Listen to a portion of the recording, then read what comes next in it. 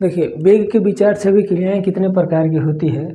वेग के विचार से अभिक्रियाएं 3 प्रकार की होती है। एक है वेरी फास्ट रिएक्शन, और दूसरा वेरी स्लो रिएक्शन, और तीसरा है मॉडरेट।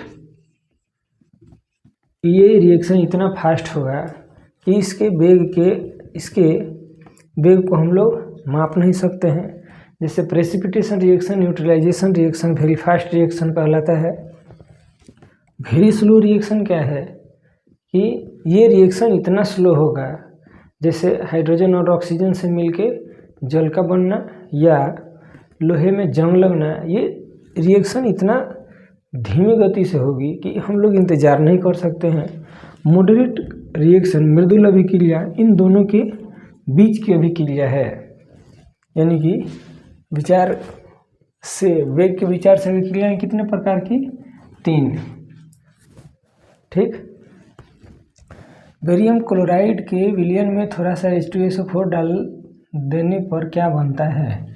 बेरियम क्लोराइड है, इसमें H2SO4 डालिएगा, यहाँ देखिए HCl बन के निकलेगा, HCl बन के निकलता है और ये BaSO4 का अवक्षेप मिलता है। तो हमारा आंसर क्या होगा? बेरियम क्लोराइड के विलयन में थोड़ा सा H2SO4 डाल देने पर क्या बनता है?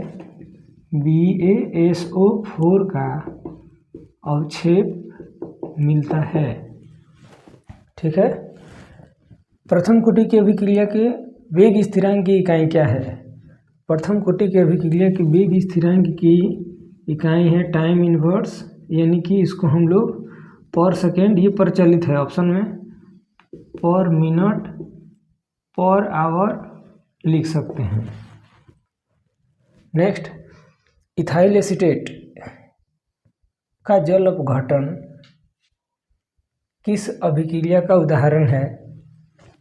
यहाँ जब हाइड्रोलाइसिस हो गया तो छद्म प्रथम कोटि की अभिक्रिया स्यूडो फॉस्फेट रिएक्शन है। नेक्स्ट, क्या अनुक्ता अभिकारकों के अणुओं या परमाणुओं की संख्या पर निर्भर करता है? तो अनुक्ता है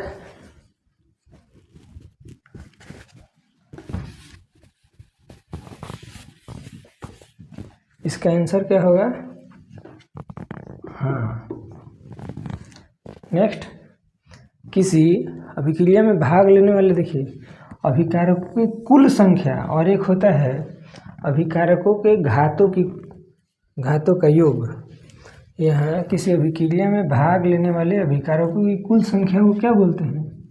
अनुक्ता, मोलेकुलरिटी।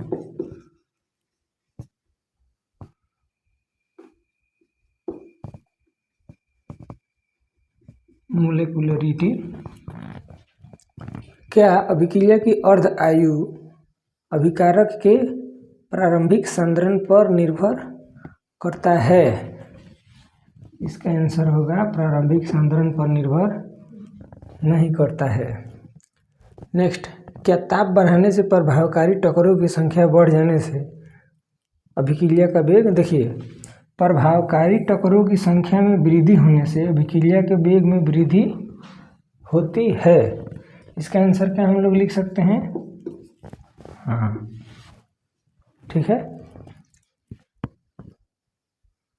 ऊष्मशोषी अभिक्रिया में प्रतिफल की ऊर्जा अभिकारकों की ऊर्जा से अधिक होती है।